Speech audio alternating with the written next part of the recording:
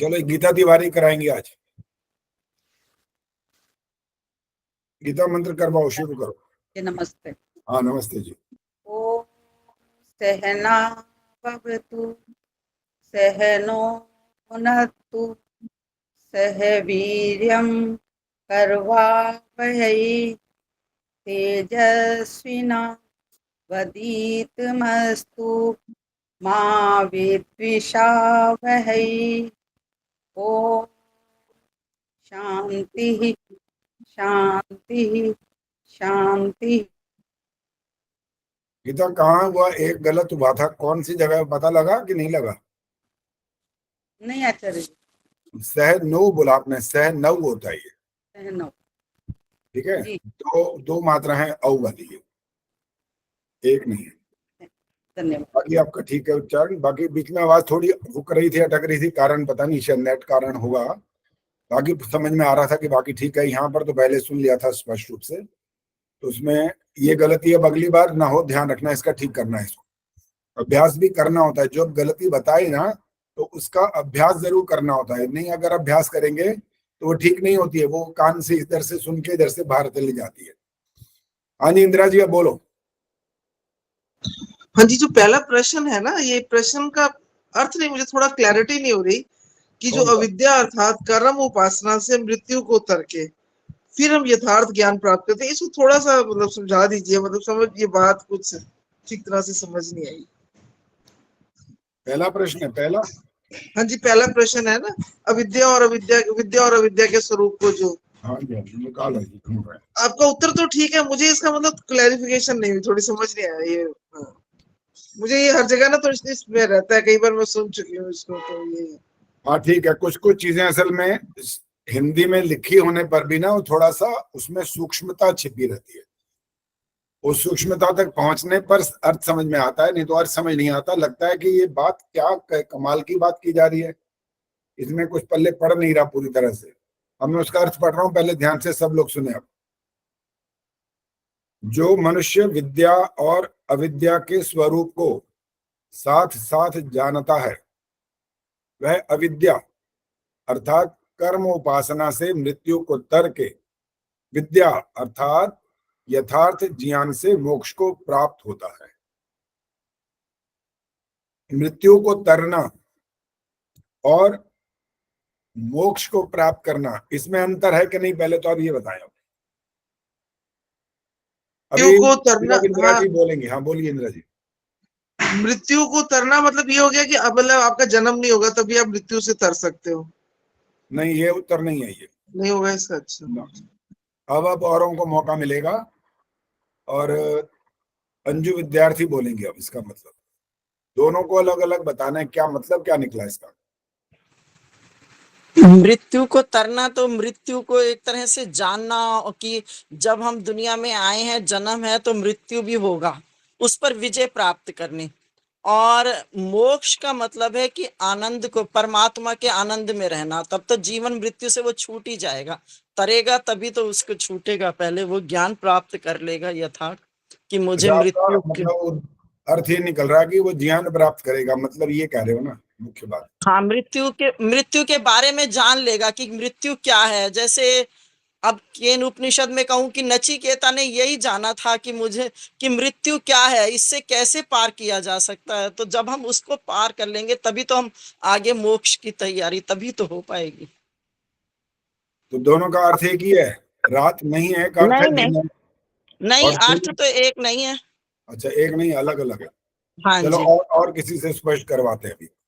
चलो रही वाला जी बताएंगे। जी आचार्य जी, मेरे ख्याल से इसका अर्थ यह है कि कर्मों के द्वारा, अपने अच्छे कर्मों के द्वारा हम इस संसार में सुख प्राप्त कर सकते हैं और ज्ञान के यथार्थ ज्ञान को प्राप्त करके फिर बाद में मोक्ष प्राप्त कर सकते हैं। इस संसार की विद्याओं को सीख सकते हैं या सुख प्राप्त कर सकते हैं। सुषमा कुमार जी, मैं अंजू जी की बात मुझे सही लग रही है कि मृत्यु को तारना मतलब उस पर विजय प्राप्त करना, और मोक्ष है कि जन्म मरण के चक्कर से छूट जाना।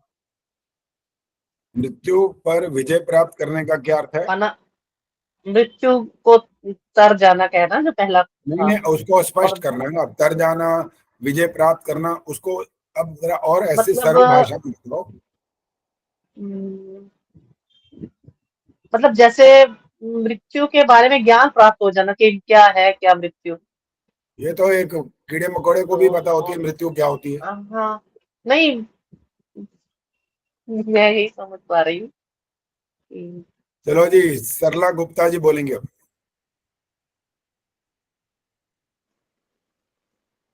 आचार्य जी मुझे भी इसके बारे में पूछना था। नहीं, समझ पूछना में नहीं है, नहीं अभी तो आया। हाथ वो खड़ा करो, या मैं जो, अगर या तो नहीं आता तो बोलो नहीं आता। अभी नहीं आता पूछना नहीं है, आचार्य अभी जी, तो मेरे को पूछना है अभी तो। नहीं आता। ठीक है, गीता तिवारी हाथ खड़ा कर रही है, बोलिए। इनके बाद इंदिरा टांगरी, आप तैयार रहिए।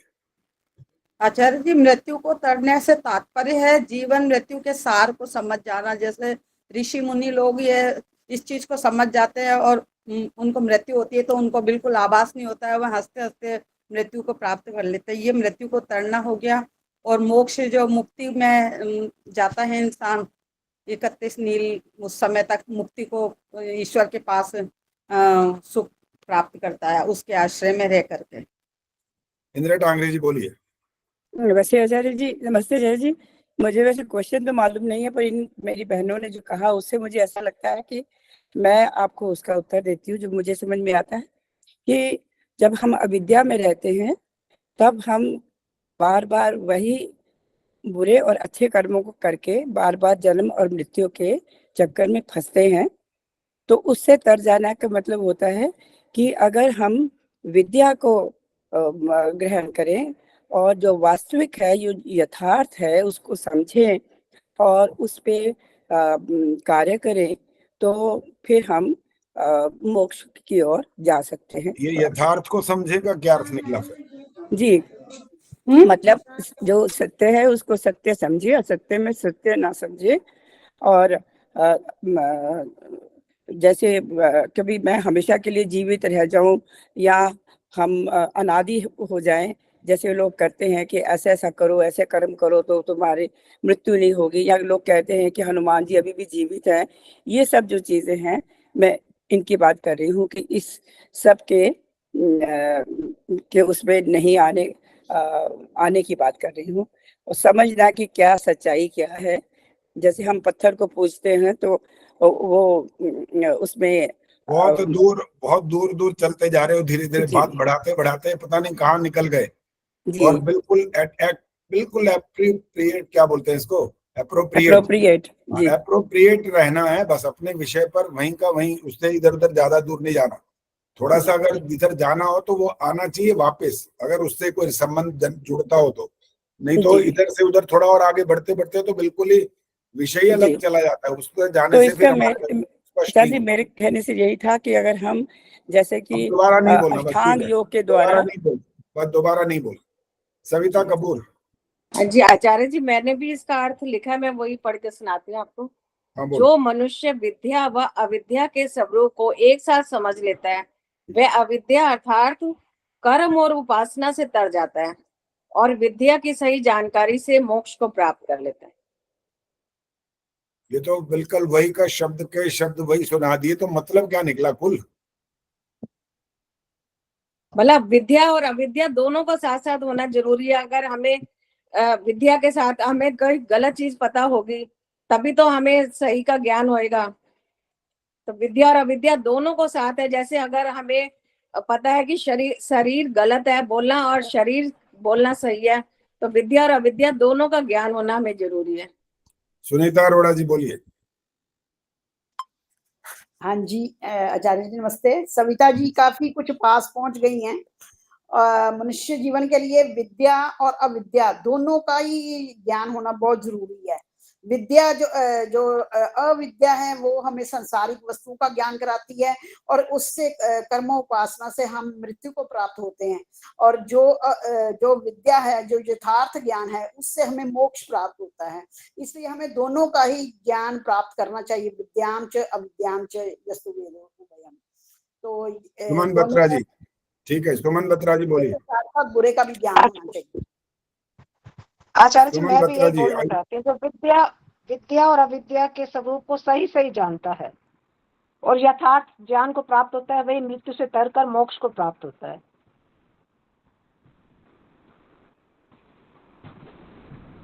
देखो कुछ कुछ शब्द आप वही का वही जब बोलते हैं ना, तो उनको और खोलते नहीं है, उनको इतना विद्या अच्छे से स्पष्ट करना होता है जिससे पता लग जाए कि विद्या और अविद्या में अंतर क्या होता है। किसी को मतलब विद्या और मैंने जो अविद्या शब्द में ये वाला अंतर। बोला है ना, अभी पहले सुन लो, जो मैंने ये शब्द बोला है ना, विद्या और अविद्या, इसका अर्थ आता तो पहले ये बताओ। अलग अलग इसको व्याख्या विद्या दूर तक मैं जानना, जो शब्द ने सिर्फ इनकी बात करना। विद्या तो उर्मिल है शर्मा ने हाथ खड़ा किया, बोलिए। आचार्य जी, सत्य विद्या कहना तो उसको विद्या है। कहते हैं। उर्मिल शर्मा जी बोलो। हाँ आचार्य जी, विद्या उसको कहते हैं जो वस्तु जैसी है उसको वैसा ही जानना और वैसा ही मानना, उसको विद्या कहते हैं सही सही रूप में। जैसे मनुष्य अपने शुद्ध ज्ञान कर्म से वो जान लेता है संसार में दुख ही दुख है, तो वो मोक्ष की तरफ बढ़ेगा। शुद्ध कर्म। अविद्या का स्पष्ट नहीं किया ना आपने, उदाहरण नहीं देना था पहले। मैंने कहा इन दोनों का अलग अलग पहले स्पष्टीकरण का। विद्या तो उसी को कहते हैं जो चीज जैसी है उसको यथार्थ रूप में वैसा ही जानना और उसको वैसा ही मानना। जैसे किसी कमरे में कोई रस्सी जैसे में बताओ ना, अभी अविद्या की बात करो। यही आता है आचार्य जी मुझे तो, जैसे जो ये आता है ना वही, बाकी तो इसलिए तो कह रहा हूँ अभी आगे व्याख्या नहीं करनी, सिर्फ जो शब्द है उन शब्दों को स्पष्ट करो पहले, तब जाकर के बारी। चंदा से देवा जी बोलो। आचार्य जी, मैं पुस्तक में से देख के बोलूंगी। ये कहे जो कि मैंने पहले सुनो दोबारा सुनो, मैंने जो शब्द बोले इसका अर्थ मेरे को बताना, चाहे कहीं से देख के बोलो। विद्या और अविद्या में क्या फर्क होता है, ये प्रश्न है पहले बस। नित्य को नित्य, अपवित्र को पवित्र, दुख को सुख और अनात्मा को आत्मा समझना अविद्या है। इसके विपरीत अनित्य में अनित्य और नित्य में नित्य, अपवित्र में अपवित्र और पवित्र में पवित्र, दुख में दुख तथा सुख में सुख, अनात्मा में अनात्मा और आत्मा में आत्मा का ज्ञान होना विद्या है। चलो, हमने अविद्या के जो 4 भाग थे उसको यहाँ पर उसके साथ जोड़ करके इसका अर्थ समझा दिया। चलो रचना बोलेंगे। अब रचना। आचार्य जी नमस्ते। आचार्य जी, जो गलत को सही और सही को गलत माने, ये अविद्या है। और यदि हम विद्या को प्राप्त करना जरूरी है, विद्या पता चल जाएगी तो अविद्या अपने आप पता चल जाएगी। और विद्या प्राप्ति से ही फिर जो अविद्या के सागर से, मृत्यु के सागर से मोक्ष तक की यात्रा जो है वो पूर्ण हो जाएगी। देखो, इन दोनों को जो कुछ यहाँ पर इस मंत्र में कहा गया है ना, एक के ठीक हो जाने पर दूसरा जो आगे है उसकी प्राप्ति हो जाएगी, ये मतलब है इसका।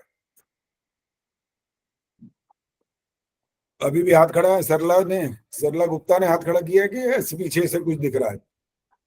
अच्छा, रवि बालाजी का तो हाथ खड़ा दिखाई दे रहा है। बोलो रवि बालाजी, बोलो क्या बोलना है। जी आचार्य जी, इस मंत्र में अविद्या जो कहा है वो भौतिक ज्ञान को कहा है, सांसारिक ज्ञान को, और विद्या जो कहा है वो आध्यात्मिक ज्ञान के लिए है। अब इसका और व्याख्या करके पूरा स्पष्ट कर दो, क्या मतलब निकला? जी, अब मतलब अब हम भौतिक ज्ञान प्राप्त करके, सांसारिक ज्ञान प्राप्त करके तो इस जीवन को सुखी बना सकते हैं, और जो आध्यात्मिक ज्ञान है, ईश्वर के विषय में जानकारी प्राप्त करके हम मोक्ष प्राप्त कर सकते हैं। चलो, आपने बहुत अब नजदीक पहुंच करके ये वाली बात स्पष्ट कर दी। अब जी, इस मंत्र में संसार में जो कुछ भी अब तक पढ़े थे, चाहे वो स्कूल में पढ़े, चाहे गुरुकुल में पढ़े, चाहे कहीं पढ़े, उन विद्याओं को, वो भी विद्या कहलाती है, अविद्या नहीं है, वो भी विद्या है, वो भी जी, जिससे यथार्थ का स्वरूप सामने आ जाए। जो पदार्थ जैसा है, अब मैं और स्पष्ट कर रहा हूं, उसको वैसा ही जानना, वैसा ही मानना, वैसा ही लिखना, वैसा ही प्रयोग करना, इसको सत्य भी बोलते हैं और इसको विद्या भी बोल सकते हैं। जो जैसा है उसको वैसा ठीक ठीक समझ लेना, और उसके विपरीत अगर जाने तो वो क्या कहलाएगी? वो अविद्या कहलाएगी। तो आपको सांसारिक उन्नति के लिए जो जो चीजें आपको यहाँ प्राप्त होती हैं, उससे आप क्या कहाँ पहुंच सकते हैं, किसको प्राप्त कर सकते हैं, वो आप सुख के नजदीक चले जाते हैं। जन्म मरण से जब मुक्ति की बात आती है, जो आप जन्म दोबारा नहीं लेते, जिसको आप मोक्ष कहते हैं, वो यथार्थ ज्ञान, जिसको आप विद्या बोलते हैं, आपने आध्यात्मिक शब्द का भी प्रयोग किया था अभी, वहां तक जब आप पहुंच जाते हैं तो आप पारलौकिक सुख कह लो या आनंद कह लो, वहां पहुंच जाते हैं। ये थोड़ा सा दोनों के अंदर थोड़ा थोड़ा अंतर है। संसार में रह करके भी आप सुख चाहते हैं, और संसार से जब विदा लेकर के अगला जन्म जब हम ना प्राप्त करें और मोक्ष की तरफ बढ़ जाएं, तो वो तो परम आनंद की प्राप्ति वहां कर ही लेते हैं। लेकिन संसार में रहते हुए भी तो हम सुखी तो चाहते हैं, दुख तो तब भी नहीं चाहते। तो अविद्या और विद्या जो है, दोनों का संबंध हमारे जीवन से जुड़ा रहता है। अविद्या को हमें छोड़ना होता है, इसको छोड़ने पर हमको सुख विशेष की प्राप्ति होना प्रारंभ होती है, और आध्यात्मिक क्षेत्र में जब चले जाएंगे तो आप मोक्ष की स्थिति को प्राप्त कर लेंगे। ये दोनों का अर्थ है। चलो जी, अब आगे जो बात है वो प्रश्न तो आपने कर लिया, काफी इसकी चर्चा भी हो गई। अभी गीता ने हाथ खड़ा किया हुआ है, बोलो। प्रश्न है मेरा। हाँ, बोलो। यज्ञ करते हैं ना, तो जब कोई विशेष मंत्रों की आहुति देते हैं ना, जैसे जन्मदिन की या विवाह वर्षगांठ की, तो वो पूर्ण आहुति के पहले दी जाती है या बाद में दी जाती है? पहले। पूर्ण आहुति का मतलब है आप पूर्ण कर रहे हो यज्ञ को, उससे पहले होगा सब कुछ। पूर्ण आहुति के बाद वो आहुतियां नहीं होती कोई भी। लेकिन हाँ। इसके बाद परंपरा एक बनी हुई है, बलि वैष्णुदेव यज्ञ की आहुति देते हैं लोग जी, यज्ञ कुंड में देते हैं। तो फिर यही तरीका होता है, वहां तो वो यज्ञ भी अलग है, बलि वैष्णुदेव यज्ञ अलग होता है ना, वो इस यज्ञ का देव यज्ञ का भाग थोड़ी है। इसलिए जब चूल्हे में नहीं डाल सकते आप, तो फिर इसका तरीका यही ढूंढ लिया लोगों ने कि आप पूर्णाहुति करने के बाद और यज्ञ प्रार्थना बोलने से पहले ये वाली आहुतियां, बलि वैष्णुदेव यज्ञ की 10 आहुतियां आप वहीं डाल देते हैं जी। बाकी तो पहले ही दी जाएंगी, तो ठीक है। हाँ जी, और कुछ पूछना है या मैं अब शुरू करूं? मंत्र सुनना आचार्य जी, मुझे पूछना पहले संतोष आर्य जी एक साथ ना बोला करें, हाथ खड़ा किया करें बस, फिर यहाँ से बता दिया जाएगा कौन बोलेगा। संतोष जी बोलो। आचार्य जी, व्यक्तिगत प्रश्न है ये। अगर हमें तुलादान करना है तो उसमें कैसे क्या करते हैं? तुलादान क्यों करना है? तुलादान करवाना है आचार्य जी किसी से, बीमार है वो, कोई चाहे खुद करना हो या करवाना हो, क्यों करना है ये पूछ रहा हूँ। बीमार है वो बहुत ज्यादा। तो बीमार होने के बाद तुलादान करने से ठीक हो जाएंगे? नहीं, वैसे ही मन में आया तो इसलिए कि तुलादान करा दें। मन में आने से नहीं होता ना काम, बात तो होता है सिद्धांतिक। सिद्धांत क्या कहता है, सिद्धांत के अनुसार बात करो। मन में आ रहा है और फिर पूछने की जरूरत नहीं, फिर तो करो जो करना है। नहीं, मन के हिसाब से चलना हो, अगर तो मन के हिसाब से चलना हो तो पूछने की जरूरत नहीं है, करो जो करना हो।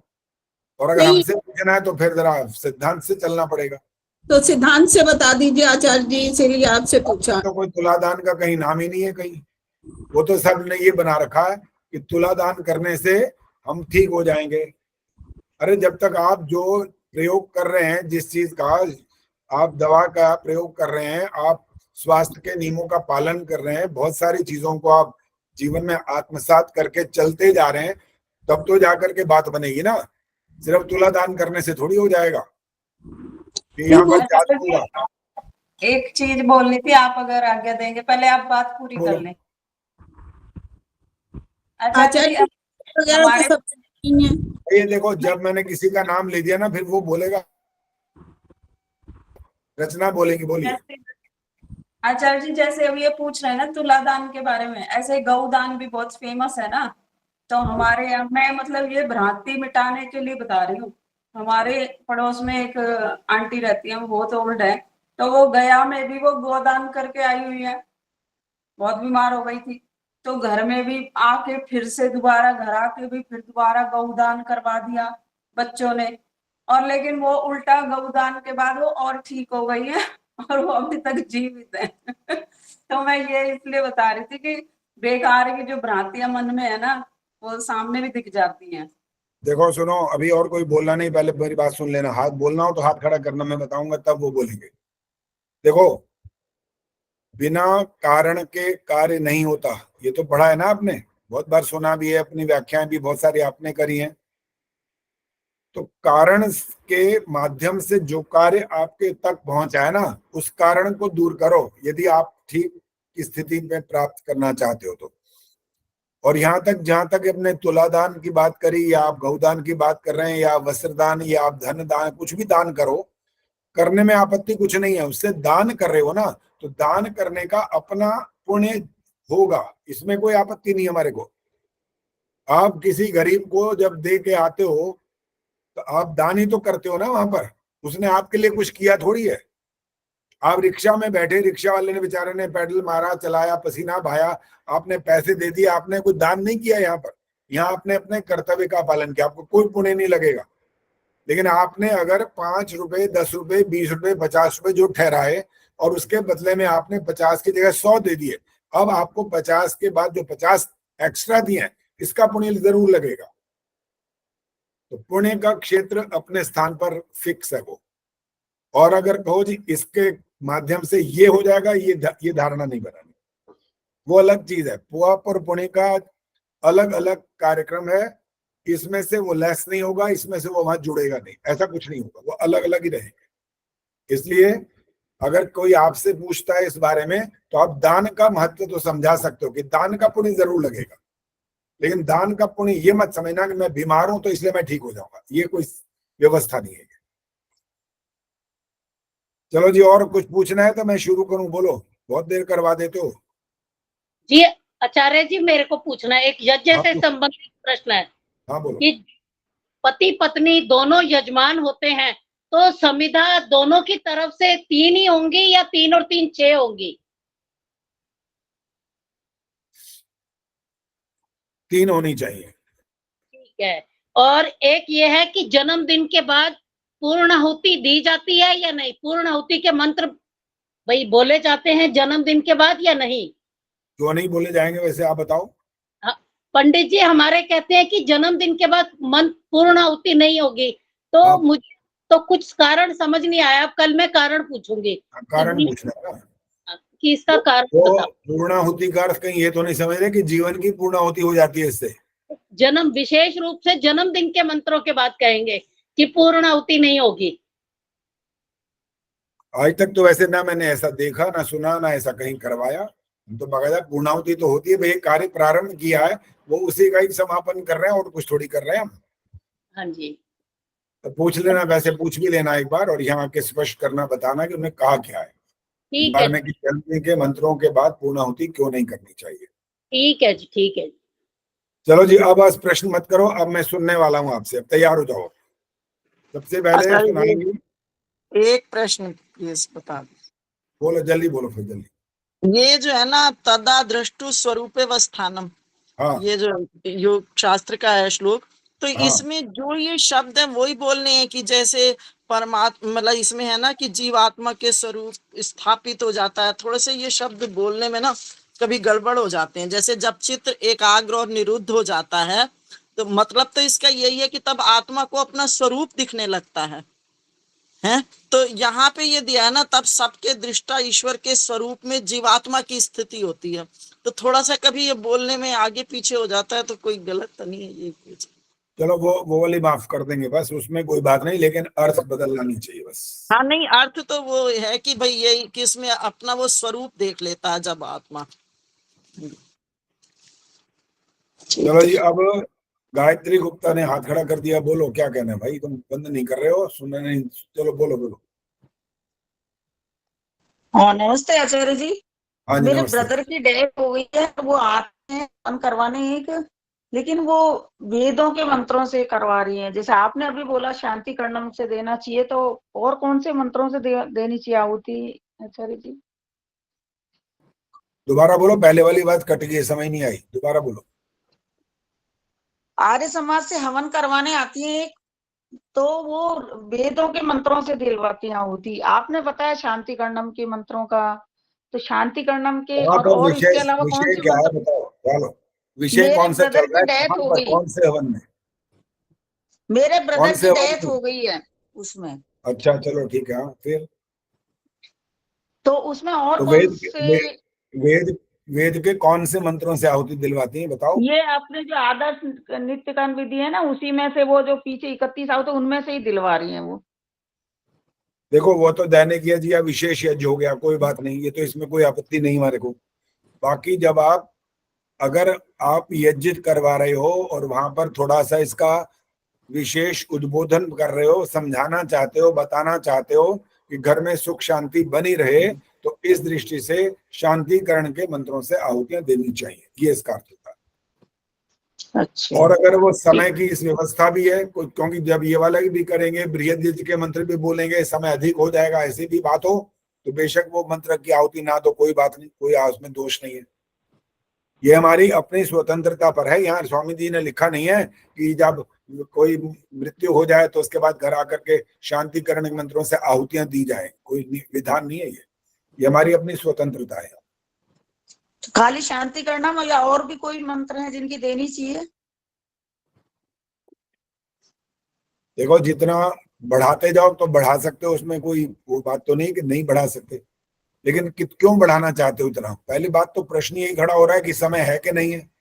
अगर है तो फिर कहो जी हम 30-31 ही आहुतियां दे दी, अच्छा अब हम और भी कोई दे सकते हैं, तो 2-4 बंदे और जो बैठे हो कहेंगे जी ये वाला मंत्र तो आपने छोड़ ही दिया, तब क्या करोगे फिर?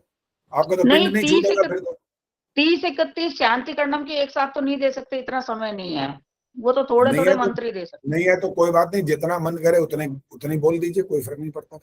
ठीक है, धन्यवाद। बाकी स्वतंत्र विधान नहीं है कोई भी। चलो जी, अब कोई प्रश्न नहीं करेंगे, अब आप हाथ खड़ा होगे तो भी आपका प्रश्न सुनेंगे नहीं। अब आपसे पहले मंत्रों को सुनना शुरू कर रहे हैं, और सबसे पहले सुखवर्षा जी सुनाएंगी। सुखवर्षा जी सामने आइए।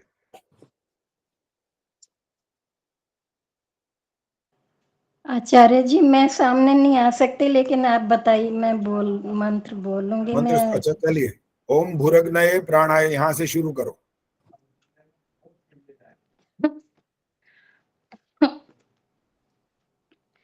ओम भूरग्नये प्राणाय स्वाहा, इदमग्नये प्राणाय इदन्नमम।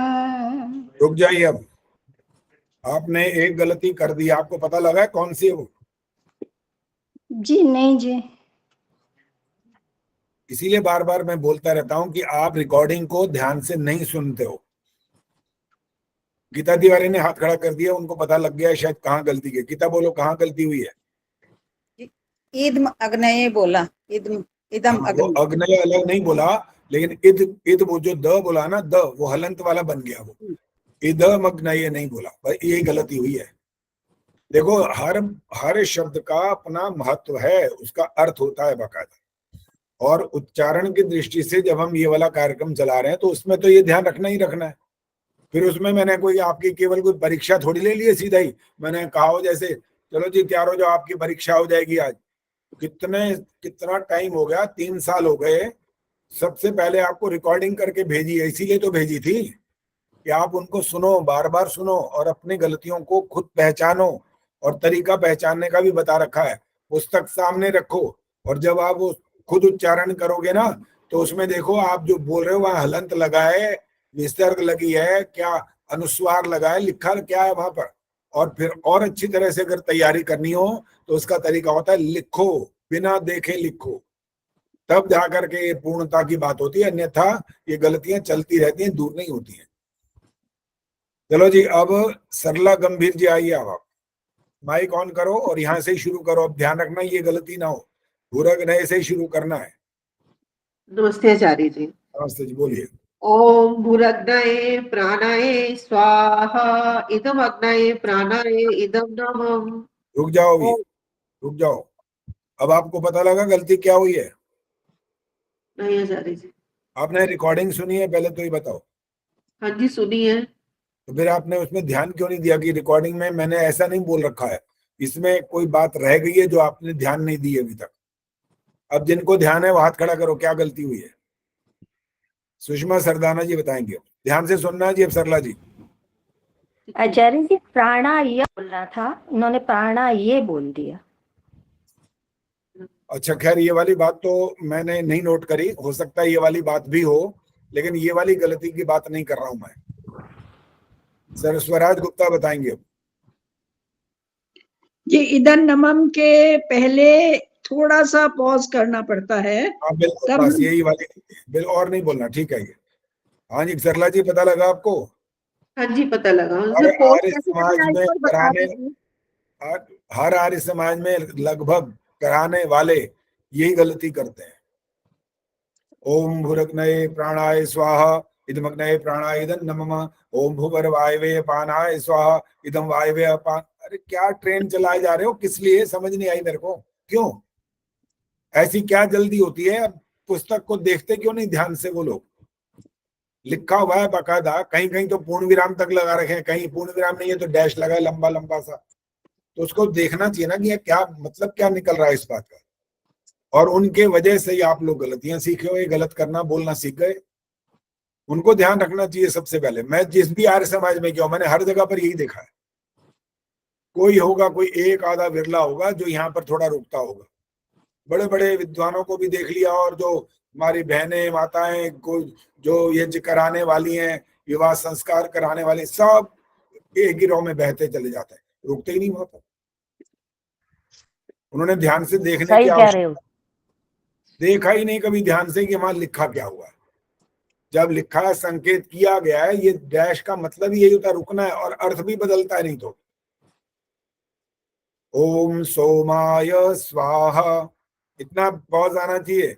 इदम सोमाय इदं नमः, ये है तरीका बोलने का। वहां रुको आराम से।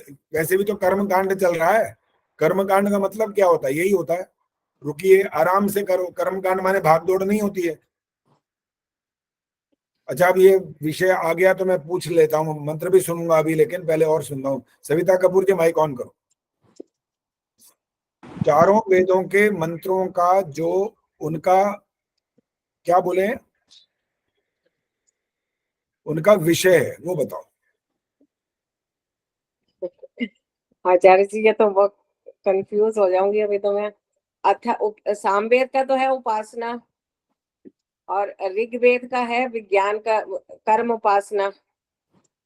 गलत हो गया और रहने दीजिए बस। अब और किसी से पूछेंगे। सुशीला ढाका जी बोलिए। क्रम से बोलना, क्रम नहीं बोला तो मैं वही रोक दूंगा। ऋग्वेद ज्ञान कांड, यजुर्वेद कर्म कांड, सामवेद उपासना कांड, अथर्ववेद विज्ञान कांड। हाँ बिल्कुल ठीक है। अब इनमें जो पहला और चौथा है ना, वो आपको एक संकेत कर रहे होते हैं। पहला कौन सा है? ऋग्वेद। चौथा क्या है? अथर्ववेद। इनकी एक विशेषता है यहाँ पर, और आपने नाम बिल्कुल ठीक बोला। अब इसमें और क्या विशेष बात जुड़ी हुई है जो मैं आपसे पूछना चाहता हूँ? हाथ खड़ा कर दीजिए जिसको पता लगा हो। रोशनी बताएंगे। नमस्ते आचार्य जी। हाँ नमस्ते, बोलो। ये ज्ञान का प्रतीक है, तो ज्ञान ज्यादा से ज्यादा अर्जित करना होता है, फास्ट बोलते हैं इन मंत्रों को।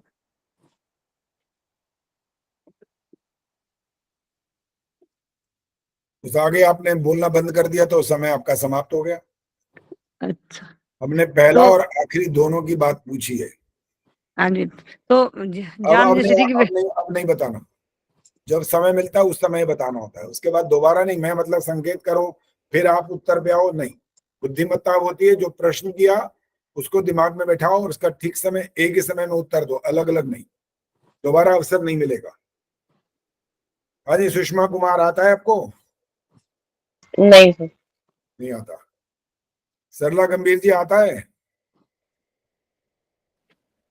नहीं आता। निर्मल डावरा जी बोलो।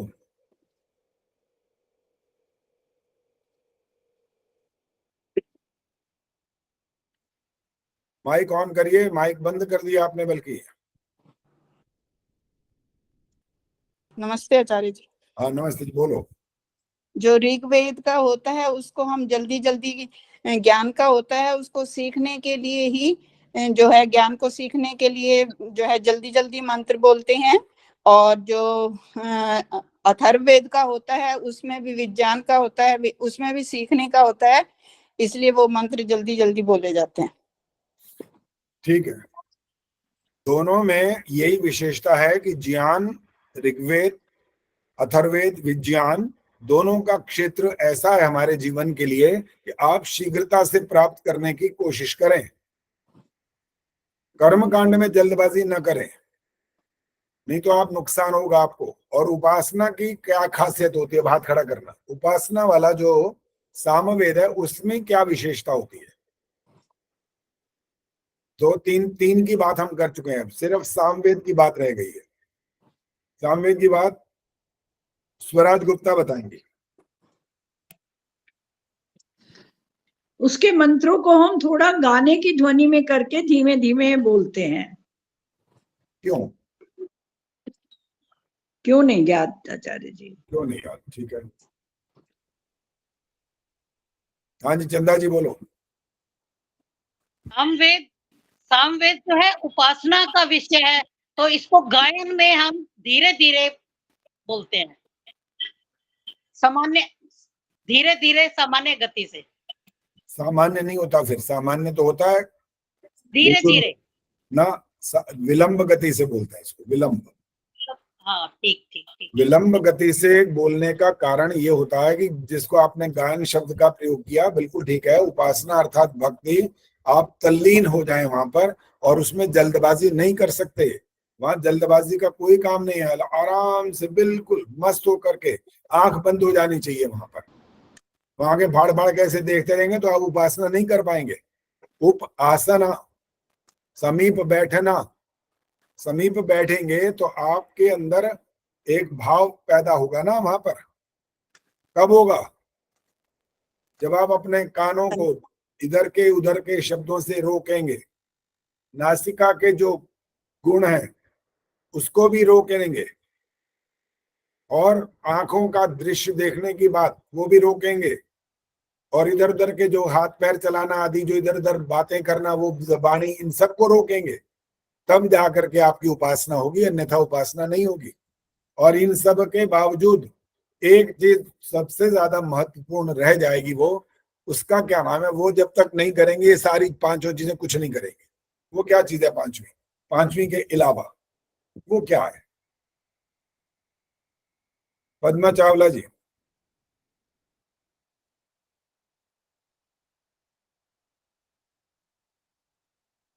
माइक ऑन करके जवाब दो, अगर नहीं आता तो भी बोलो नहीं आता। हाँ जी। क्या चीज है इसके अलावा, पांचों के अलावा, उसके बगैर? अच्छा, हाँ जी बोलो बोलो, बोलो। आचार्य जी मैंने सुना नहीं, थोड़ा सा बीच में किसी का फोन आ गया था। अच्छा ठीक है, चलो जी, और हाथ खड़ा करिए अब।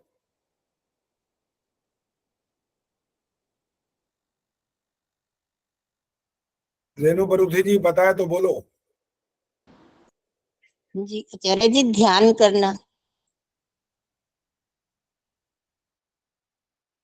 चलो नीलिमा जी बोलो आप, नीलिमा चिकारा। क्या चीज है बहुत ज्यादा महत्वपूर्ण है, ये पांचों को कर लेने के बावजूद अगर वो वाला काम नहीं किया तो ये पांचों कुछ नहीं कर पाएंगे। ध्यान नहीं आ रहा आचार्य जी, ध्यान नहीं आ रहा, ठीक है, माइक बंद करो। हाँ जी, और कौन हाथ खड़ा किया हुआ है? किसी ने दिखाई तो कुछ नहीं दे रहा अभी तक। हाथ खड़ा किसने किया है? अंजू जी का हाथ खड़ा किया है कि वैसे पीछे कुछ दिख रहा है? वो नहीं, हाथ नहीं खड़ा किया है, पीछे सीनरी दिख रही होगी। अच्छा, मुझे हाँ, थोड़ा क्वेश्चन ही समझ में नहीं आया अभी पूरी तरह। क्वेश्चन समझ में नहीं आया। हाँ जी, कि आप क्या, कौन सी पांचवी चीज किस बारे में पूछना चाह रहे हैं वो हम नहीं जो समझ। उपासना, ये रचना ने तो हाथ खड़ा कर दिया, चलो पहले वो रचना बताएंगी फिर आपको प्रश्न सुना देंगे। हाँ रचना बोलो। आचार्य जी, अर्थ का मनन भी करना चाहिए हमें साथ ही साथ, मन ही मन। खैर, अपना आपने जो बात कही है वो गलत नहीं है, लेकिन मैंने ये वाली बात नहीं पूछी है, वो अलग है इससे। अब प्रश्न सुन लो फिर एक बार, अब सबके कान में अच्छे से आ जाए, फिर इस पर चिंतन कर सकते हो आप। आप उपासना करने की बात कर रहे हो तो आंख बंद, ये मैं नहीं कर रहा हूं कि नाक बंद कर लो यानी यूं बैठ जाओ, ऐसे मतलब नहीं है। मतलब ये कि खुशबू में खो मत जाना, ये मतलब है। कान, दूसरे की बात नहीं सुनना। वाणी, बोलना नहीं। और ये जो इंद्रिय स्पर्श, इसको भी किसी बच्चे के ऊपर ऐसे ऐसे करते हुए नहीं बैठना।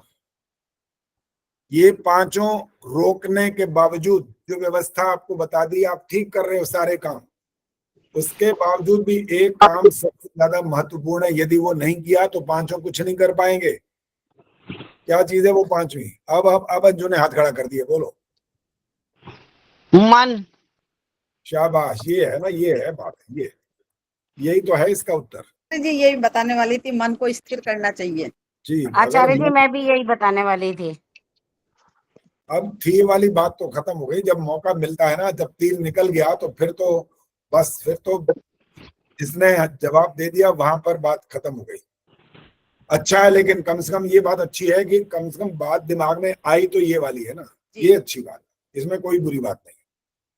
लेकिन अपने अवसर को हाथ से जाने मत दिया करो। जब कहा जाए उसी समय जवाब दो। ये जो है सबसे ज्यादा महत्वपूर्ण। ये नहीं है ना आपके साथ, तो आप बेशक जबान से बोलते रहो, मंत्रों का उच्चारण करते रहो, आप सोच रहे हो मैं बड़ी भक्ति में लीन हूं, भक्ति कर रही हूं, कोई भक्ति नहीं होगी। और ये रचना ने बिल्कुल ठीक बोला था, अर्थों पर भी चिंतन करोगे। अर्थ पर चिंतन नहीं करोगे तो फिर भी आपका लगभग बेकार चला जाएगा। कोई पता नहीं लगेगा बोल क्या रहे हो, तब भी नहीं पता लगेगा कर क्या रहे। तोता आचार्य जी कभी कभी ना अर्थों का चिंतन करते हुए भी मन बहुत भागता है, तो वो क्या करें? कभी हाँ चिंतन भी करते हैं, ऐसा नहीं है कि चिंतन नहीं करते। उस टाइम कभी आ जाता है, फिर इतनी देर में कहीं ना कहीं चला जाता है, मतलब पूरी तरह टिक नहीं पाता। ये समझ एक सूत्र है, अभ्यास वैराग्याभ्याम तन निरोधः। तन निरोधा, हाँ जी। उसको रोकने का तरीका है अभ्यास और संसार के पदार्थों से वैराग्य। अगर वैराग्य नहीं होगा तो भी नहीं रुकेगा, और अभ्यास नहीं करोगे तो भी नहीं रुकेगा। वही वैराग्य तो नहीं हो। वैराग्य करना कोई मजाक थोड़ी है। रामचंद्र जी ने तो विजय प्राप्त कर ली थी लंका पर, वो चाहते तो सोने की लंका के राजा बन के बैठ जाते, लेकिन उन्होंने कहा ना माम रोचते, मुझे नहीं पसंद, मुझे कोई इसमें कोई रुचि नहीं है, कोई अच्छी नहीं लगती मेरे को ये। तो जो इस प्रकार की जो अध्यात्म की जब बात आती है ना सामने, वैराग्य को धारण करना ये आसान खेल नहीं है, ये बहुत कठिन काम होता है। और वो वैराग्य भी केवल धन से हो जाए या किसी और चीज से हो जाए ऐसा नहीं, बहुत सारे पदार्थ होते हैं, सबसे वैराग्य करना पड़ता है। एक दो से वैराग्य कर लिया तो सोच लिया भाई हो गया ना, थोड़ा सा काम बनना शुरू होता है। बस अभी करना प्रत्येक पदार्थ से पड़ता है।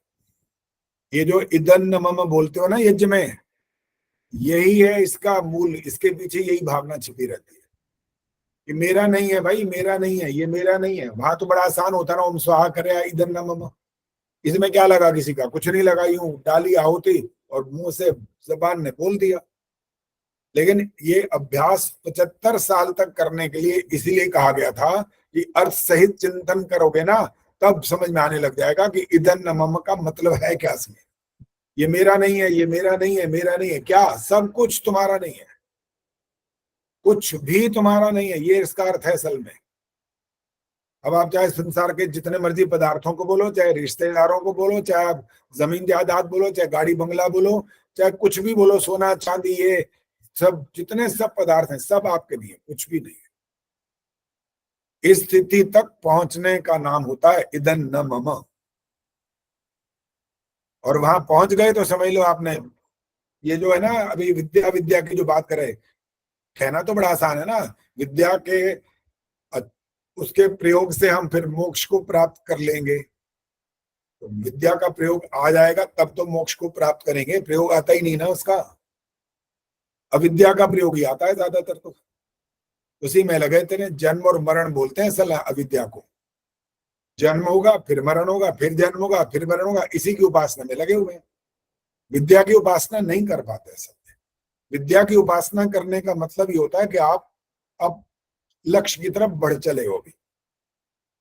और अविद्या की उपासना करने का मतलब क्या होता है, अभी तो वही है, ये अच्छा लग रहा है, वो बहुत अच्छा लग रहा है, अब कपड़े इकट्ठे करने हैं, अब अपने जेवरात और चाहिए।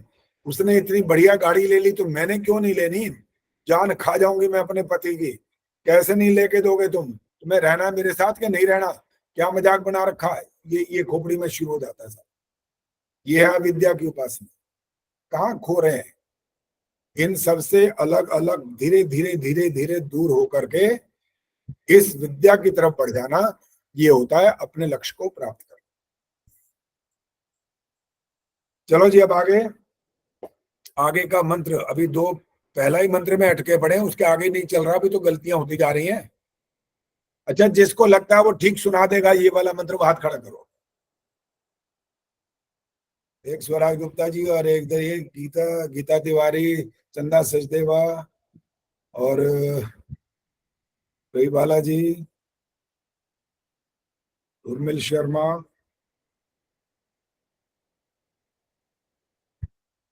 सुशीला ढाका जी सुना देंगे, मुझे पता है। कि भाई कैमरा फिर बंद करके बैठ गए। आज कुछ ज्यादा दिख रहे थे तो फटाफट पता लग रहा था, मैं नाम फटाफट पढ़ लेता था, बोलता था आप सुनाओ, लेकिन फिर बंद कर लेते हो बीच में। मैं आपके हाथ को कोई क्या लगता है वो थोड़े से चंचल होता है, वो हाथ वहां पहुंच जाता है, चल बंद हो जाओ, क्या जरूरत है ऐसे? ये बंद मत किया करो, देखने दो सामने कौन क्या कर रहा है। संतोष गुप्ता सुनाएंगे। कौन सा मंत्र से शुरू करना है पता है? जी। करिए, शुरू करिए। ओम भूरग्नये प्राणाय स्वाहा इदमग्नये प्राणाय इदन्न मम। आपने भी इदमग्नये बोला है, दल अंत बोल दिया, वो भी गलत हो गया। चलो, अब जिन्होंने हाथ खड़ा किया था उनकी भी परीक्षा ले लेते हैं, देखें उनके वास्तव में वो भी ठीक सुना पाएंगी कि नहीं। सरला गुप्ता। ओम भूरग्नये प्राणाय स्वाहा इदमग्नये प्राणाय इदन्न मम। चलो कोई बात नहीं, थोड़ी सी इतने नाम मात्र गलती रह गई, उसको छोड़ दिया, आगे चलो। ओम भूर्वायुवे प्राणाय स्वाहा इदं वायुवे प्राणाय इदन्न मम। ओम स्वरादित्याय व्यानाय स्वाहा इदमादित्याय व्यानाय इदन्न मम। अब रुक जाओ, हर जगह पर आपका जो य आना चाहिए ना, वो ये आ रहा है, ए आ रहा है, वहां गलती है, कल आएगी वो। स्वरादित्याय, य बोलना है पूरा, य। स्वरादित्याय नहीं बोलना, दित्याय, दित्याय, ए की आवाज आ रही है, ये ए नहीं चाहिए। स्वरादित्याय, दित्याय। और ये संधि हुई है। अभी कोई बताएगा संधि क्या है इसके अंदर? स्वरादित्याय में क्या संधि विच्छेद करके बताओ, चलो कौन बताएगा? स्वर जमा आदित्य। दोबारा बोलो। स्वर जमा आदित्य। गलत है ये, हाथ खड़ा करिए। सुनीता जी बोलो। स्वः आदित्याय। बिल्कुल ठीक है, स्वः आदित्याय। सूर्य कहाँ होता है? आदित्य, सूर्य की बात हो रही ना, सूर्य की कहाँ होता है? सूर्य द्युलोक में। और भूर भुवः स्वः, ये जो प्रारंभ में बोला था ना, जब दीपक जलाया था, देखो देखो, इसलिए बार बार बोलना पड़ता है भाई, इन मंत्रों के अर्थों को जरूर ध्यान से पढ़ो, समझो और उस हिसाब से आहुति डालो, तब जाकर के असली हवन होता है। केवल मात्र ओम स्वाहा करने से कुछ नहीं होता।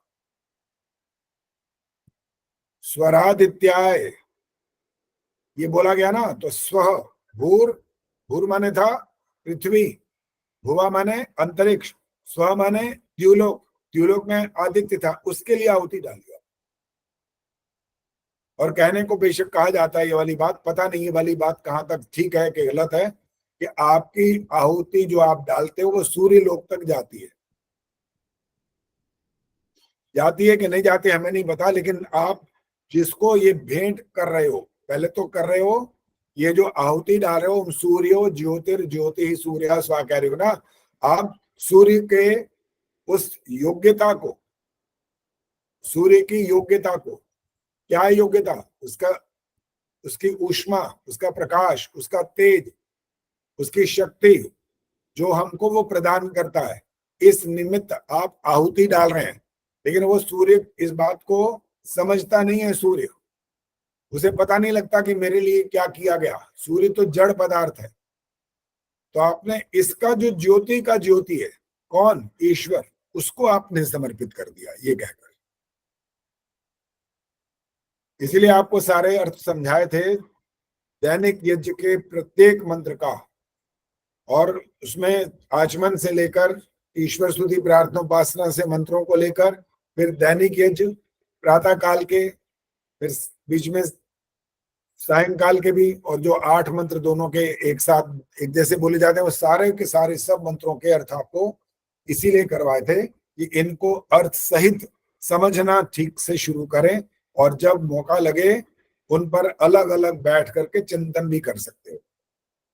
उपासना का मतलब सिर्फ ये नहीं होता कि आपने केवल मात्र गायत्री मंत्र बोलना है तब आपकी उपासना होगी। नो, आप सूर्यो ज्योतिर ज्योति सूर्या स्वाहा ये वाला शब्द बोल करके भी उपासना कर सकते हो।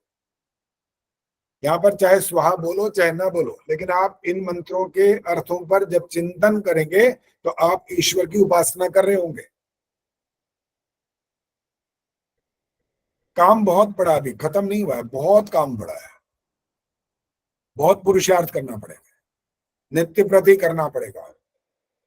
ये नहीं कि बेशक ये हमारे जीवन में जो हम अविद्या की उपासना की बात कर रहे हैं वो सबको करनी पड़ती है, कोई इलाज नहीं है इसका कि हम नियम पूर्वक 100% बिल्कुल पूरा का पूरा पालन नहीं कर सकते हैं। हमारे लिए कमियां आती हैं बीच बीच में। हम यात्रा में ही चले गए, बताओ, जब यात्रा में चले तो वहां हवन कहाँ से करोगे आप?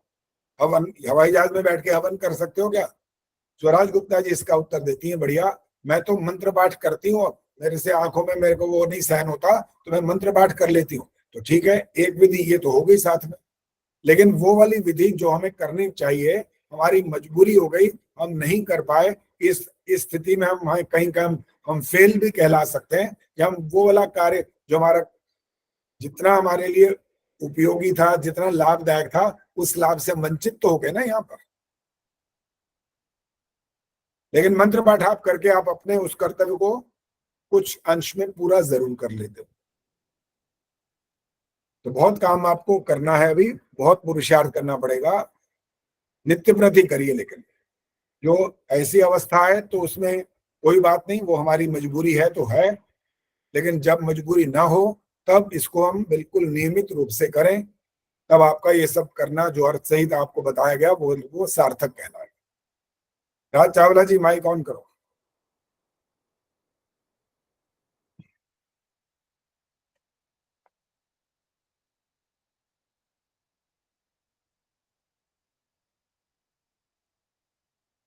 ओम अग्निर ज्योतिर्जो, यहां से सुनाओ।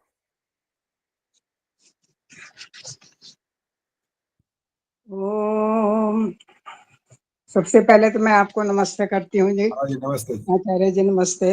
हाँ जी। हाँ, ओम अग्निर्ज्योतिर्ज्योतिरग्नि स्वाहा। ओम अग्निर्वर्चो ज्योतिर्वर्चः स्वाहा। ओम अग्निर्ज्योतिर्ज्योतिरग्नि स्वाहा।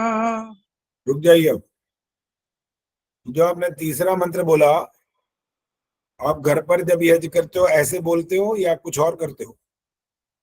ऐसे बोलती हूँ जी। नहीं बोल सकते, गलत है ये। कहाँ पर गलती है ये तो आप बताएंगे ना। ये बता तो रहे हैं कि यहाँ पर तीसरा मंत्र ऐसे नहीं बोलना होता, जैसे आपने पहले मंत्र को बोला था जिस उच्चारण के साथ सुना था। हाँ सॉरी, ये मन में बोलना होता है। तो वो बताओ कैसे बोलना, वही करके दिखाओ। हाँ, पहले वाला जो मंत्र है उसे मन में बोल के बोल के बताओ, वही तो कह रहा हूँ, बताओ ना कैसे करते हो आप। ये समझ लो तीसरा मंत्र बोल रहे हो, बोल के दिखाओ कैसे बोलोगे। स्वाहा। आपने ओम तो बोलना था कम से कम, पहले बोला है जी। ओम का तो सिर्फ स्वाहा सुनाई दिया, ओम तो नहीं सुनाई दिया। नहीं।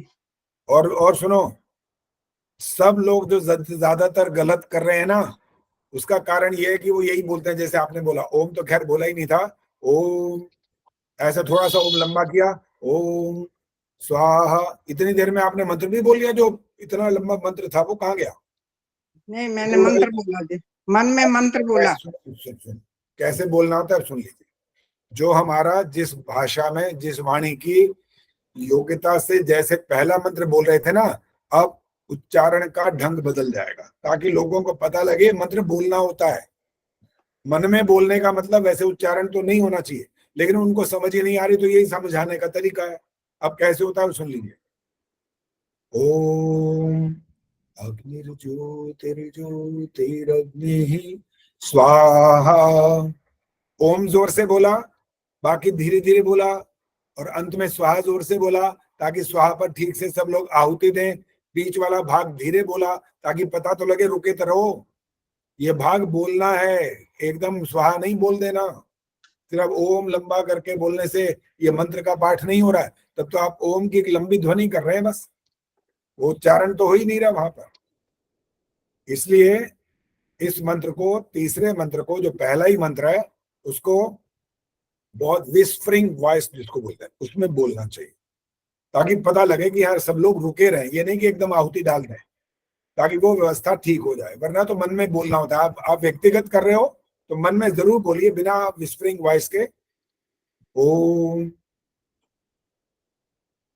स्वाहा, ऐसा कर सकते हैं। व्यक्तिगत कर रहे हैं तो कोई दिक्कत नहीं है, क्योंकि और घर वालों को तो पता लग गया कि हमें ऐसे मन में बोलना है। इस समाज में तो हर तरह के लोग बैठे हैं वहां पर कैसे एक साथ कर पाएंगे? वहां तरीका है कि थोड़ी सी हल्की सी ध्वनि में उसको बोलिए ताकि उसका ठीक समय पर उच्चारण कर सके।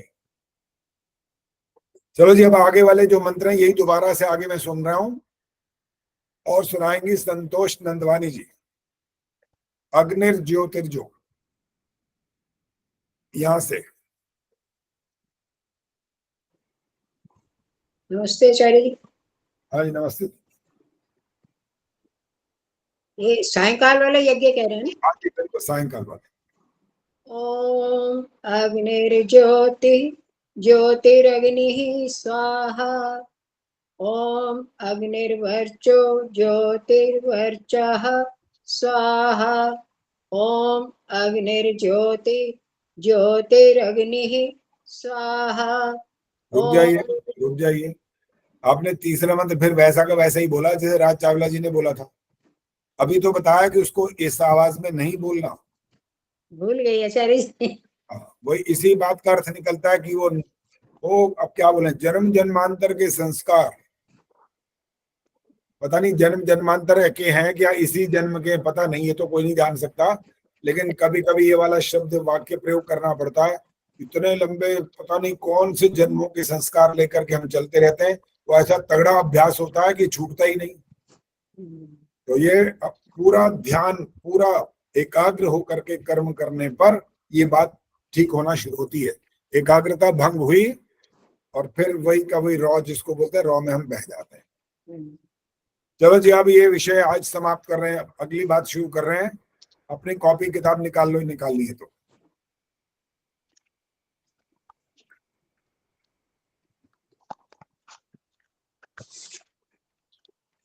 प्रश्न आपके सामने आने वाला है और उत्तर देना हो तो हाथ खड़ा कर देना और बोलना नहीं है बिना पूछे।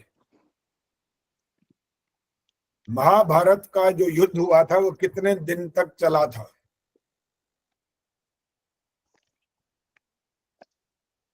निर्मला देवी जी। 18 दिन तक आचार्य जी। 18 दिन तक। हाँ जी।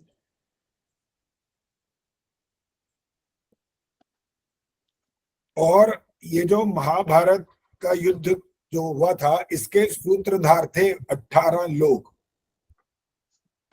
सूत्रधार का मतलब होता है बहुत इंपॉर्टेंट है, इनके बगैर ये महाभारत हो नहीं सकता था।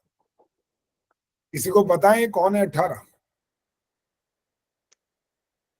चलिए इसीलिए कहा था लिख लीजिए, अब जरा लिख लो 18 कौन है। सबसे पहले वही है जिनको आप भगवान कह देते हो,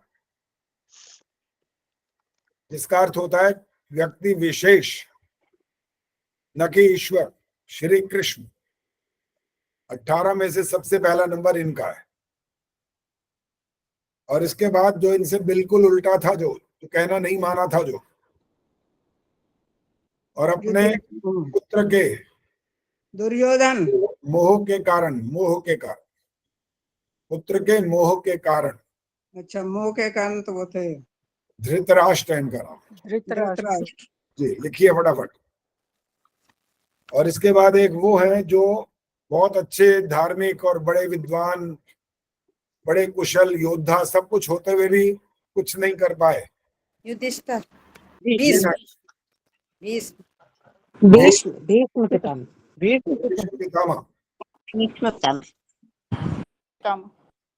भीष्म पितामह नहीं है, भीष्म पितामह। और इनके बाद वो हैं जो इनके गुरु हैं, जिन्होंने इनको शिक्षा दी थी, गुरु द्रोणाचार्य। और इनके बाद 5वें नंबर पर हैं कृपाचार्य। ये भी कौरवों के पक्ष में ही थे, ये कृपाचार्य। और इसके बाद था वो पासे फेंकने वाला, शकुनी।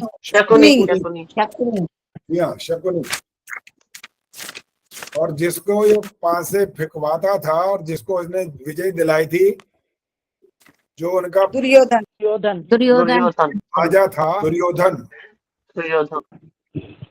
और फिर 8वें नंबर पर था इनका छोटा भाई दुशासन। और उनके बाद था वो इनका एक ऐसा मित्र जिसको मना कर दिया था द्रौपदी ने, उनका मैच अंग का राजा बना दिया था, तो कर्ण था 9वें नंबर पर। और 10वें नंबर पर था सूत्रधार, उसका नाम था अश्वत्थामा। 11वें नंबर पर है, उसका नाम है कृतवर्मा। और अब आएंगे बोल दीजिए। पांडवों में से समझ नहीं आया। कृतवर्मा। अच्छा, तो पीछे दोहराओ मत भाई, पीछे मत दोहराओ आप। कृतवर्मा। 12वें नंबर पर है युधिष्ठिर, उसको धर्मराज के नाम से आप जानते हो। 13वां नंबर पर है भीम। 14वें नंबर पर है, 5वें नंबर पर है नकुल। 16वें नंबर पर है सहदेव। 17वां नंबर पर है द्रौपदी जी। और 18वें नंबर पर विदुर। 18वें पर यह है महाभारत 18 सूत्र। विदुर। अच्छा ठीक, महात्मा विदुर। ठीक।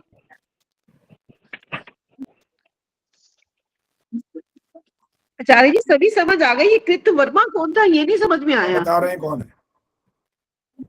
श्री कृष्ण जी की थी नारायणी सेना और उनकी सेना के सेनापति थे ये कृतवर्मा।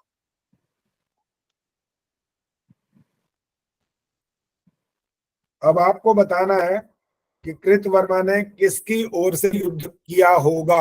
हाथ खड़ा करना है, बोलना नहीं है। आचार्य जी एक बार प्रश्न फिर से बोल दीजिए। कृतवर्मा ने किस पक्ष की ओर से युद्ध किया था? सुषमा सरदाना जी बोलिए।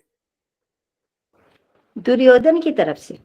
बिल्कुल ठीक, क्योंकि उन्होंने जब कृष्ण के पास आकर के दुर्योधन और ये जब अर्जुन गए थे, तो उन्होंने जब सोए हुए थे उठ गए, वो सारी कहानी की जरूरत नहीं दोहराने की। उन्होंने कहा भाई देखो अर्जुन बोलो क्या करने आए हो। फिर फटाफट दुर्योधन बोला देखो पहले मैं आया हूं, पहले मैं आया हूं। तो कृष्ण जी ने भी करारा जवाब दिया, उन्होंने कहा मैंने तो अर्जुन को देखा है पहले, तू आया होगा पहले, लेकिन मैंने तो अर्जुन को देखा, तो मैं अर्जुन से बात करूंगा पहले। बेचारा चुप हो गया। अब यहाँ पर एक अव्यवस्था का पालन किया था दुर्योधन ने। वो क्या अव्यवस्था की थी वो बताइए। वो सिर की तरफ खड़ा हुआ था। ऐसे नहीं बोलना नहीं जी, जब एक आपसे बात होगी तो आगे की तरह हो गया, यही उत्तर है। दुर्योधन सिरहाने बैठा था उनके, और जो अर्जुन था वो तो उनका शिष्य था, उनका मित्र था, उनका प्रेमी था, इसलिए वो पैरों की ओर बैठा था। जब वो जागे सोते हुए किसी ने उठाया नहीं था, जागे तो सामने भी आंख तो सामने जाएगी, इधर क्या पता कौन पीछे है। तो सामने जब अर्जुन को देखा तो यही बात सामने आई, अर्जुन बोलो क्या हुआ, कैसे आए? तो ये बोला कि मैं पहले आया। उन्होंने कहा सुनो अर्जुन वैसे भी तुमसे छोटा है और छोटे का अधिकार पहले होता है, तो अर्जुन से ही कहूंगा, अर्जुन बोलो क्या चाहिए? तो अर्जुन ने कहा जी युद्ध की घोषणा हो गई थी, युद्ध होने है, आखिर कोई इसका हल निकला नहीं था। और जब अर्जुन ने ये कहा ना कि महाराज बस आप, मुझे तो आप चाहिए, मैं तो कृष्ण को चाहता हूं, और अंदर ही अंदर वो हंस रहा था, दुर्योधन हंस रहा था। उन्होंने कहा इससे बड़ा पागल और कौन होगा, इनकी नारायणी सेना को नहीं मार रहा, इनको मांग रहा है, और जबकि इन्होंने फैसला कर लिया मैं हथियार ही नहीं उठाऊंगा। इतना बेवकूफ तो और कोई होगा ही नहीं। और ये नहीं पता कि आगे तेरे साथ होने क्या वाला भाई, इतना अपने आप को बुद्धिमान सियाना समझ रहा है तू। तब उसने कहा था मुझे आप अपनी नारायणी सेना आप वो दे दीजिए। तो नारायणी सेना का सेनापति ये था कृतवर्मा, तो स्वाभाविक है वो उनकी तरफ से लड़ेगा ना।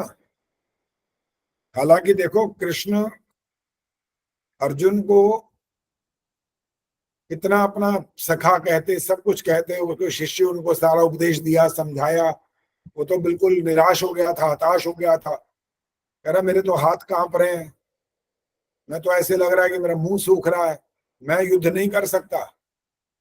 और उनने उसको वहां पर जो संदेश और उपदेश दिया था उसके अंदर वो चेतना भर दी, उस समय जागृति पैदा कर दी कि वो लड़ने के लिए अंत में तैयार हो गया। सारी बात समझा दी, कर्म की समझाई और आत्मा की अमरता का संदेश सुना दिया, अर्जुन तैयार हुआ। तो ये था जी कृतवर्मा, उनका जो उनकी सेना थी नारायणी सेना, उनका सेनापति बहुत बहुत महाबली था ये कृतवर्मा। और अनेक बार इसने युधिष्ठिर और भीम को परास्त भी किया था, जब पहले वाली बात थी। युद्ध में भी इसने परास्त कर दिया था। परास्त माने मारना नहीं होता है, वहां पर उस समय गिरा देना होता है, ये होता है, ऐसी स्थिति आती है बस। इतना बलवान था ये जो गीता के अध्याय हैं वो कितने हैं? रेणु परुथी बताइए। 18। तो देखो ये 18 बहुत कुछ चल रहा है। ये 18 है क्यों, पता है किसी को? नहीं ये तो नहीं पता। चलो पद्मा चावला जी बोलेंगे। माइक बंद कर दिया करो भाई, आपका प्रश्न हो जाए तो माइक तुरंत बंद। पद्मा जी बोलो। आचार्य जी महाभारत का युद्ध भी 18 दिन ही चला था। वो बात तो मैंने कह दी, अभी बात हो चुकी है।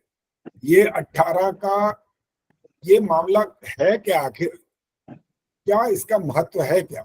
18 दिन चला वो ठीक है, 18 अध्याय, 18 इनके सूत्रधार, सारा 18 18 18 है क्यों? क्या चीज है इसमें? ऐसी कौन सी खास बात छिपी हुई है इसके अंदर? सुषमा सरदानंद बोलिए। आचार्य जी अक्षौहिणी सेना भी 18 ही। बिल्कुल ठीक है। ये देखो 18 की एक बात और निकल आई जिस पर बहुत लंबी बात हमने करी थी जी। वो भी 18 अक्षौहिणी सेना थी जी। ये 18 का महात्मा है क्या आखिर? फिर तुक्का चल गया या है क्या ये कि 18 अक्षौहिणी सेना, 18 अध्याय, 18 सूत्रधार, 18 क्या है ये 18? हाँ जी सुनीता जी बोलो। हाँ जी आचार्य जी तुक्का लगा रही हूँ ऐसे। अब लगाओ। 5 महाभूत, पृथ्वी जलवायु अग्नि आकाश, 5 ये शब्द स्पर्श रूप रस गंध, 5 विषय, ये विषय हो गए, तन्मात्राएं और मन बुद्धि चित्त। अहंकार कहाँ गया फिर? एक क्यों छोड़ा? हाँ जी फिर मन बुद्धि चित्त अहंकार भी होता है, फिर 3 क्यों गिने, चौथा क्यों नहीं गिना? 18 पूरे कर दिए ना। नहीं 18 पूरे का मतलब कहीं किसी को छोड़ दो किसी को लगा लो। ऐसे तो वेद त्रयी भी बोला जाता है, पता है आपको? वेद त्रयी बोलते हैं, वो तीनों वेदों को वेद त्रयी बोला जाता है। हाँ ऐसा भी बोला जाता है फिर तो। लेकिन यहाँ पर आपका अभी आपको स्वेच्छा से ये वाला बोलने का हक नहीं दे रहे कि 18 की बात है क्या, आखिर क्या चीज? चलो जी अब सुन लो बस। पूछते रहेंगे तो पता नहीं, समय वैसे ही भाग रहा आगे। इस आचार्य 18 का महत्व ये है कि इनको जोड़े ना दोनों संख्याओं को, तो वो संख्या सबसे बड़ी संख्या बनती है जो एक संख्या कहलाती है। 8 और 1 9। 10 बनते ही डबल हो जाता है ना, फिर अकेली संख्या में सबसे बड़ी संख्या 9 होती है। और ये सबसे बड़ी संख्या से इसका संबंध ऐसे जुड़ गया है तो तुक्केबाजी को फर्क तो नहीं पड़ रहा इसमें, लेकिन पूर्णता की बात यहाँ पर आती है। 5 होगा तो फिर 6 7 8 आगे चलेगा, 7 आएगा तो 8 और 9 फिर पहुंच जाएगा, 9 के बाद तो वैसे ही डबल हो जाएगा फिर। तो अकेले इस संख्या की उस दृष्टि से ये सबसे मैं भी बड़ी, यही बता रही थी, 8 और 1 9 अंक होता है लास्ट। चलो आप नहीं बोलना, वो तो कहा था पहले हाथ खड़ा कर दिया करो, मैंने नहीं करा था मैंने हाथ खड़ा। अच्छा कोई बात नहीं, आज बहुत बोल लिए इसलिए आज और ज्यादा बोलना भी नहीं था। चलिए जी, बस अब समय समाप्त हो गया, अब शांति पाठ कर रहे हैं और उसके बाद अगली बार और भी आपसे सुनेंगे। अभी मंत्रों का पाठ आपको करना पड़ेगा, अच्छे से सुनना पड़ेगा, अभ्यास करना पड़ेगा, चाहे आप संध्या के मंत्र भी करो, ये भी करो। अभी तो स्वस्ति वाचन शांतिकरण भी सुनना भी और उसके अर्थ भी समझाने, बहुत काम पड़ा है अभी भी। इसलिए सबका अभ्यास करते रहो, जितना जितना अभ्यास करेंगे उतना आपको लाभ होगा। ओम अंतरिक्षम शांति पृथिवी शांतिरापः शांतिरोषधयः शांतिः वनस्पतयः शांतिर्विश्वे देवाः शांतिर्ब्रह्म शांतिः सर्वं शांतिः शांतिरेव शांतिः सा मा शांतिरेधि। ओम शांतिः शांतिः शांतिः। जो बोले सो अभय। जगत गुरु महर्षि दयानंद की जय। भारत माता की आर्य समाज वेद की ज्योति ओम का झंडा वैदिक ध्वनि